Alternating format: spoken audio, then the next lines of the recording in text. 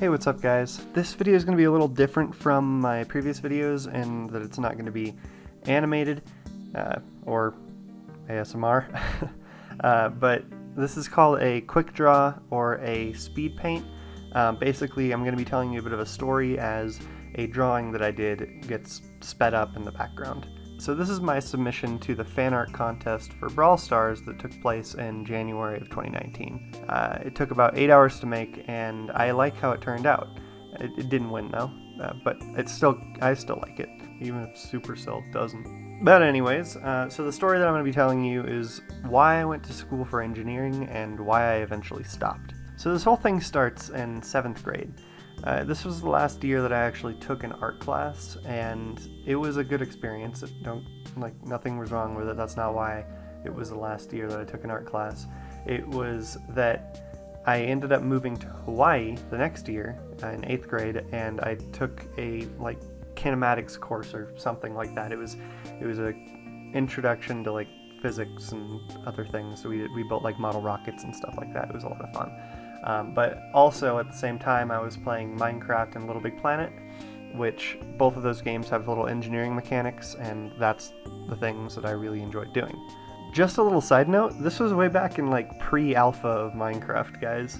That means that we were the first people playing this game. We could have been the most famous Minecraft YouTubers. I got pretty good at the engineering mechanics in both of those games, and anytime I would make something that I liked, I would show it to my parents. After I had asked them to come look at something I had made 50 times, my dad said that I should look into engineering as a possible career path.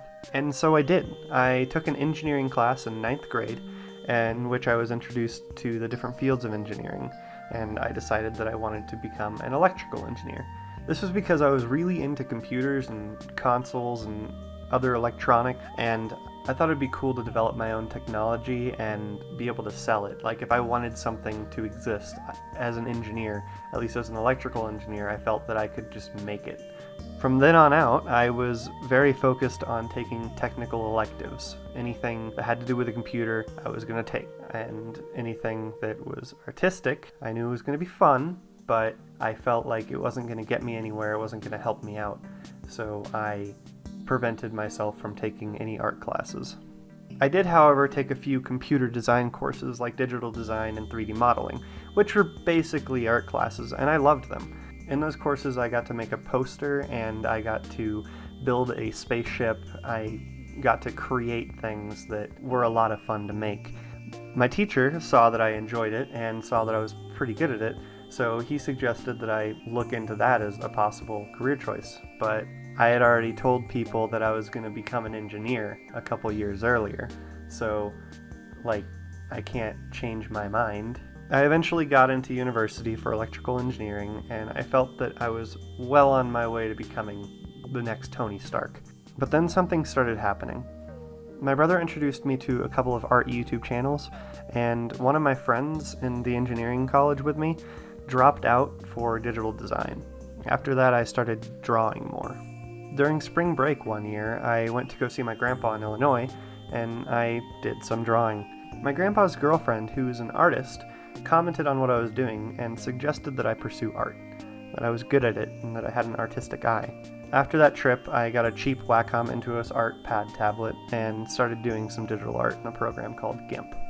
GIMP wasn't the best, I don't use it anymore, now I use Krittera, but it was the best thing that I knew of that was free, and it worked fine. At the time, I was still going to school for engineering, but the coursework was starting to get uninteresting and dull. I also learned that most positions that you get in engineering are pretty unexciting. For the first couple years, you're just going to be checking other people's work for errors until they build up a trust with you, and then after that, you're going to be doing projects for someone else. That wasn't news to me, as I had planned on developing my own stuff and selling it, but that was looking less and less feasible, and the alternative seemed unbearable. Not only that, but most companies say that if you develop something while you're working for them, they own the idea and the product. How messed up is that? They justify it by saying that you use their materials and their resources, and that you use the knowledge that they gave you by working there and building up knowledge with them. But still, even if you were to develop it, like if you're working for them and you develop it on your own time with your own resources because you worked for them and they gave you training on the job, they still own it. At least that's what I think. If that's not right, tell me, but that's what I've heard. So even if I wanted to go on the entrepreneurial path, I would have to be unemployed while pursuing it. I felt like that path was going to lead me into a life of working for someone else every day, not really having any say in what I do, and just generally being unhappy. I decided that I would take a semester off and work to save up some money. Really, I was just trying to figure out what I wanted to do. During this time, I looked into game design and programming, and both seemed like better options than electrical engineering. I looked into possibly changing my major to one of these topics. At the same time, I also became really infatuated with concept art and animated shows like Adventure Time and Steven Universe. I thought that it would be amazing to work in that field, to create images that get transformed into a world, or build my own world and see it come to life.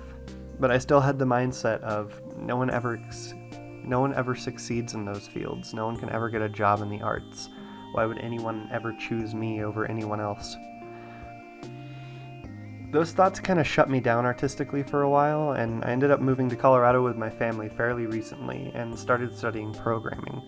I thought that if I was able to spend 40 hours a week practicing and learning, that I'd be able to get a job within a year. But after a few months, I got bored of that. I felt lost. Am I going to be one of those people living with their parents at 40? That kept going through my head. I then tried my hand at game design. I had a pretty solid idea for a game with branching storylines, and I wanted to do it, but again, I didn't like it enough to stick with it. Then, after telling myself for 8 years that art was useless, I decided that I would try out art, and I love it. I love creating an image that's never existed before. I love making my thoughts materialize into something beautiful.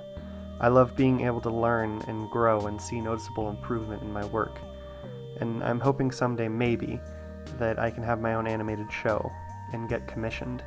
I'm hoping someday that I can make a living doing this sort of thing.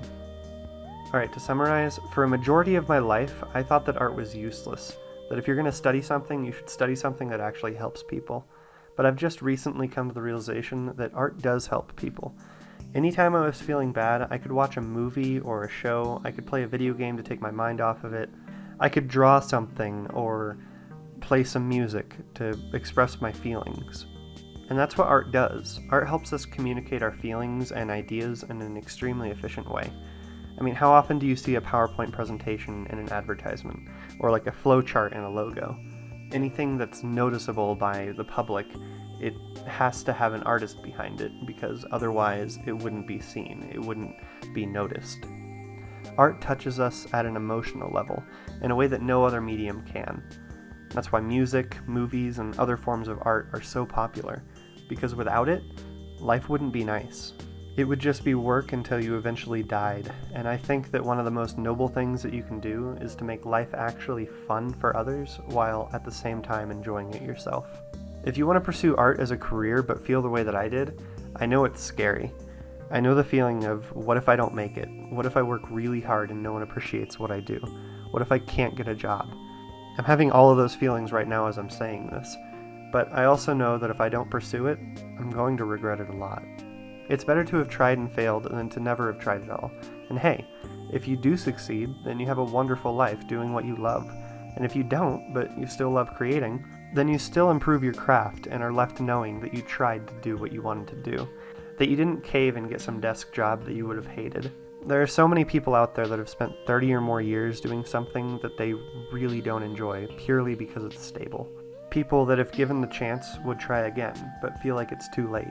But it's never too late. You could be 90 and still begin pursuing your dreams, as long as it's not like, lifting a train. I was lucky enough to realize what I wanted to do at the age of 21, but there are 12-year-olds that are better than me at what I do. That's not going to stop me, though. After all, people have found that on your deathbed you only regret the things that you wanted to do, but didn't.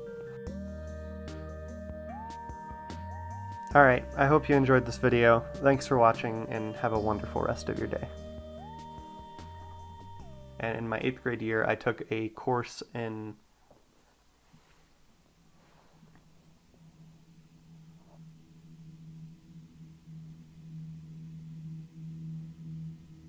I think it was robotic,